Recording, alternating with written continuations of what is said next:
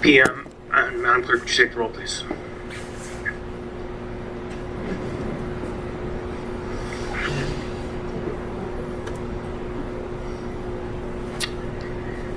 Member Constant? Here. Member Bronga? Here. Member Cross? Here. Mr. Chair, you have quorum.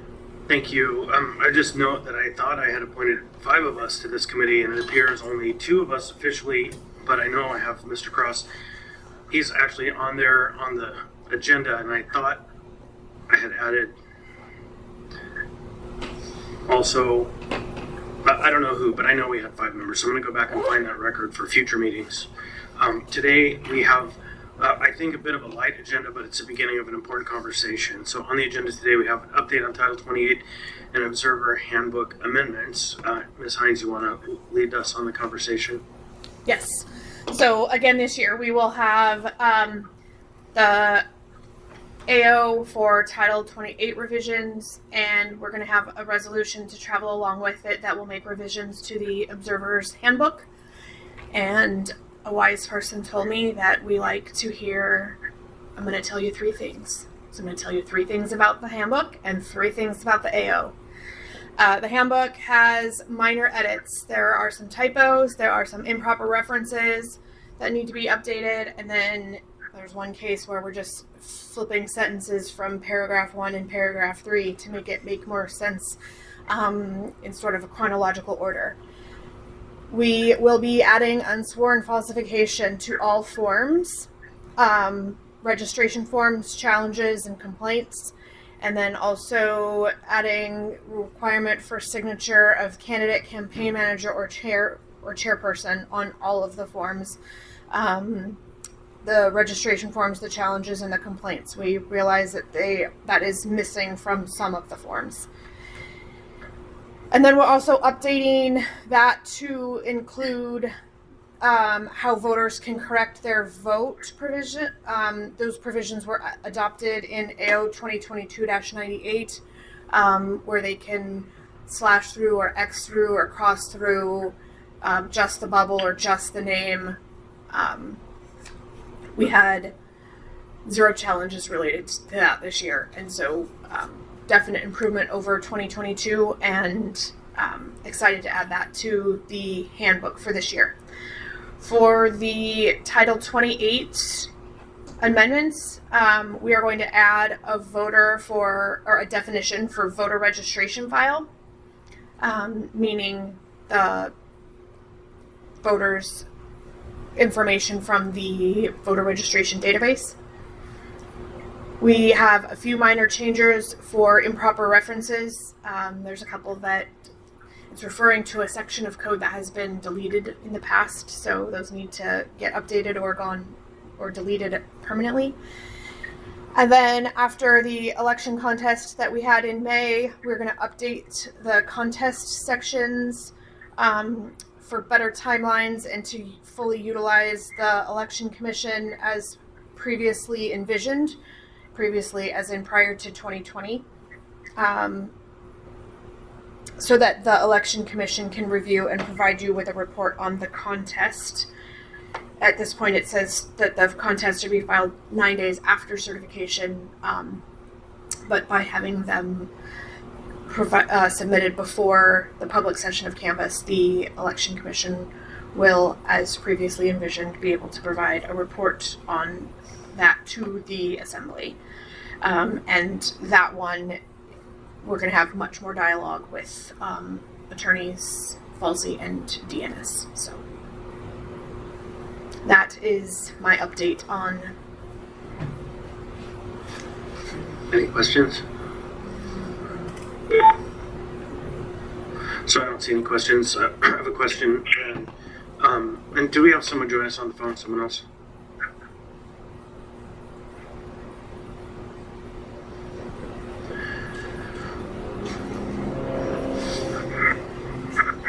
Is this the standard? Yeah, it's the standard. So maybe in the future we can have someone monitoring the phone so we can see who's joining us.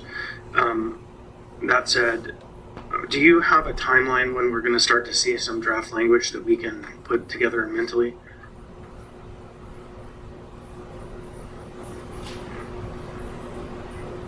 I'm gonna say August.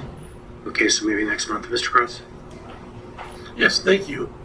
Just to give me some perspective, because how many people or how many observers do you normally show up during an election cycle? And kind of give me an idea what that traffic flow looks like for training and stuff like that, just so I can get an idea of the workload. Sure. So in 2022, we actually had 80 people sign up to be observers. I would say that we had 20 people show up on a regular basis. This year, I believe we had 20 people register as observers, and I think we had 7 show up on a regular basis. Do you see a significant difference between local and national elections, like whether it's an April or November election? Significant difference in what? Observer participation. I have not. So my experience with general elections is in Kenai as assisting the state. We would have poll watchers come watch. I think we had 1 poll watcher come watch in 1 precinct. And then in this 22, I was a chair for precinct, and we had some poll watchers come watch. And I heard some of the observers who registered with us this year talk about observing and watching the state's process, but I don't really know if we have more or if they have more. Yeah. Thank you. I would definitely say that there are definitely watchers in both arenas. Anyone else? All right, thank you. So for my part, I just look forward to seeing the draft documents so we can start a conversation about something tangible. As is the standard process, we spend about the last quarter of the year reviewing the Title 28 section of the code for updates before the election contest opens in January. So this is normal operation of business. Anything else? Anyone else want to add anything? I just wanted to ask, so I was trying to write down quickly, so you said 3 things. You were doing minor edits for like typos, the registration challenges and complaints. Who did you need a signature from? There was something about signature change on that. Yep, we're adding unsworn falsification language to all of them, and then we are going to make sure that the candidate is signing all of the challenges and complaints.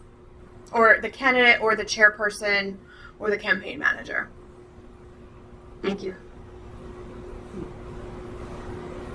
Other questions? So this meeting probably could have been an email. Next, there's no unfinished business. Can we change the agenda to read unfinished business instead of old business? Yeah, I would love to. Yeah, procedurally, there's no such thing as old business. Old business is that which we have already dispatched. It shouldn't be on the agenda. So, and I've almost got every agenda updated. So it's been a personal small campaign.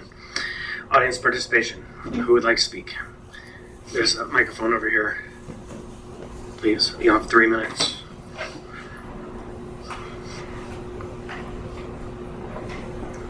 Thank you for the opportunity, Brenda. Thank you. Thank you for the opportunity. Brenda Hasty. I was an election observer. I missed that I was late for the meeting, so I missed Jamie's comments. I understand it must have been about election observing and complaints being filed. I'd like to say that as an election observer, our participation in the process is to help improve what we have here already. And it's not meant to be adversarial, but to participate. And I hope that it's viewed that way. This past election, we saw a number of discrepancies in what, I guess from a public perspective, we would think as the things that we saw as mathematical, it should work out. Whether we're looking at what's reported in the election certification documents that are submitted to the assembly, what the documents that are given to candidates and election observers. Like, there should be corresponding matching numbers in all of it. And what we saw was there were a lot of discrepancies, and in trying to understand them, I'll ask forgiveness for, I think, some parties kind of created conflict unnecessarily. But for the most of us, I think we're just looking for transparency and accountability in the process to know and feel ensured that we have a fair system. So again, I'd like to say that our participation in the process is not to create conflict or to be adversarial, but to help improve what we have here. And I would hope that our participation is met with that also. Thank you. Thank you, Mr. Cross. Yeah, since we're talking about updates to the Observer Handbook, can you tell me a little bit about, did you feel as if you were, what that process looked like to get qualified as an observer? Did you feel as if you were, like, it was well laid out, the handbook made sense, and that, that the education was relevant? I mean, that's what that's what today's discussion about. So can you tell me, did you see any holes in that? And is there any suggestions on what might need to be improved, or your impression? Thank you. I actually appreciated all the training. This was my second year participating as an election observer, and so I think some view all of the training to be tedious and laborious, but I found it to be educational, including the tour. It seems a bit bureaucratic in that there are quite a few documents that have to be completed. I think there are two of them require candidate or campaign manager signatures, and then there's a observer confidential agreement. So that part of it seems a little bit bureaucratic, where in order to be registered, first there's one document that has to be signed by the candidate. A second, I think, is the training and tour agreement, and that one also has to be signed by the candidate and the observer. And then there's a third document that just requires the observer, the confidentiality just requires an observer document. But as far as the training, I appreciated the online training and the election tour, and I guess that answers your question. Thank you. Thank you, Brenda. Yep. All right, anyone else wish to be heard? Anyone Hello, else? this is Dan Smith. Can you hear me? Sure, Mr. Smith. You have 3 minutes. 30 minutes. Two concerns. First one being, I currently have a request for information submitted that I just want to make sure does not go the way of the shredder tomorrow.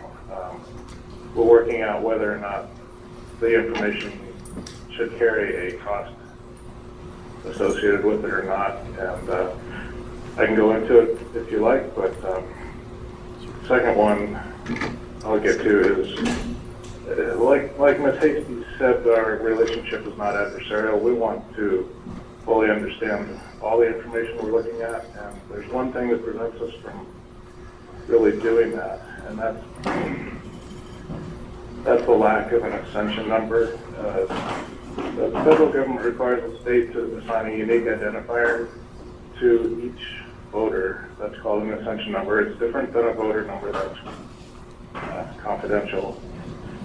But, and the state does that. The state provides that. Anyone who gets a voter roll from the state can clearly see each voter's ascension number, and it's done to help clarify and avoid confusion between voters. Any large organization will generally have ascension numbers, hospitals, medical, all that kind of stuff, where you're dealing with a lot of people and you don't want to confuse them. But so we know the state gives that to the municipality, but in the myriad of reports, which we're very appreciative for, that we get from the municipality, they do not contain ascension numbers or unique identifiers, so it makes it very hard to compare data between all the reports, and in some cases, well, it obscures the data. You confuse people with similar or same names, and juniors and seniors, and that kind of thing. So my request would be that all reports that we get from the municipality, in an effort to be the most transparent possible, those reports should contain the ascension number, and that's about all I have. May I ask? Mr. Cross. Thank you. I imagine you did say your name was Dan Smith. I imagine that's a very common name. Am I guessing that you're speaking from personal experience? No, my name, to my knowledge, has never been confused with anybody else, but I'm aware of a multitude of names, whether they're juniors and seniors or John Doe the first or second, have been confused when we've gone to the when we've tried to compare information from one report to the other. The way the data works, it cannot differentiate. So that's why we use ascension numbers. But I've never had any personal problem with it. Thank you. Anyone else? So, Mr. Smith, I can assure you, having conferred with the clerk this morning on the question, that no matter what determination is made on the costs associated with production of records, that the ballots in question or the ballot envelopes, packages in question will not be part of the shred tomorrow. So they will be held outside of that process. They'll be available one way or the other. So, That's great. I appreciate that. yeah, so you don't have to worry about that part. They are segregated. Anyone else? Hearing none. Member comments? Mr. Hurt? I know, like, this one could have been an email, so anyone else seeing and hearing none, I would ask for a motion to adjourn. Move to adjourn. We are adjourned. Thank you, everybody. No, it's first, it's just like summer all